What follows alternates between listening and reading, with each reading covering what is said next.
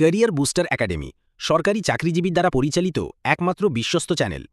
নবম pay scale সহ সরকারি চাকরিজীবীদের মহার্ঘ ভাতা সম্পর্কিত সর্বশেষ ও সঠিক তথ্য পেতে আমাদের চ্যানেলটি লাইক দিন, কমেন্ট করুন এবং সাবস্ক্রাইব করতে ভুলবেন না। ধন্যবাদ। আমাদের মহার্ঘ ভাতা দায়ের নামে কমিটি করা হলো। কত দুর্ভাগা জাতি, কত দুর্ভাগা আমরা প্রজাতন্ত্রের কর্মচারী। কমিটি করা হয় মহার্ঘ ভাতার, আর আমাদের আমলাতান্ত্রিক জটিলতার কারণে, অবুঝ সরকারের কারণে তারা আমাদেরকে দেন। বিগত দিনে দেওয়া হয়েছিল 5% বিশেষ সুবিধা প্রণোদনা, একইভাবে তার ধারাবাহিকতায় বর্তমান সরকার আমাদেরকে দিলেন বিশেষ অনুদান। ওইটা ছিল প্রণোদনা আর এটা হলো বিশেষ অনুদান। দুঃখের বিষয়, বিশেষ অনুদান দিলেন, বিগত সরকারের 5% কর্তন করে নিলেন। এই 15% বিশেষ অনুদান যদি আমাদের বেসিকের সঙ্গে দেওয়া হতো, আমরা প্রজাতন্ত্রের কর্মচারীরা আমাদের কষ্ট লাঘব হতো, আমাদের বাড়ি ভাড়া এর সঙ্গে যোগ হতো।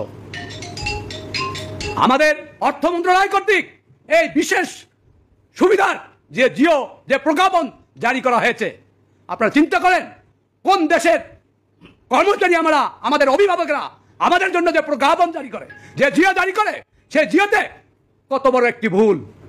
আমাদের কষ্ট হয়।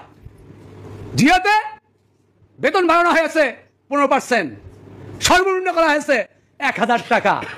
আমাদের সর্বনিম্ন হয় 1237 টাকা 50 পয়সা। অর্থ মন্ত্রণালয়ের প্রজ্ঞাপন অনুযায়ী আমাদের বেতন বৃদ্ধি করা হয় 1000 টাকা। আমাদের বাদুল ভাইদের নেতৃত্বের কারণে আমরা সেই সুবিধা পেলাম সর্বনিম্ন 1500 টাকা, 1237 টাকা থেকে 1500 টাকা। সম্মানিত নেতৃবৃন্দ, আপনারা অনেকেই প্রবীণ, অনেকেই নতুন। আপনারা জানেন বাংলাদেশের কর্মচারী অঙ্গনে যে কোনো প্রাপ্তির জন্য মন্ত্রণালয়ের বাইরে, সচিবালয়ের বাইরের নেতৃত্বের প্রভাব ছিল বেশি। আমরা যারা সচিবালয়ের বাহিরের কর্মচারী, আমরা দীর্ঘদিন হলে আমাদের ন্যায্য প্রাপ্তির দিকে আমাদের কোনো খেয়াল নাই।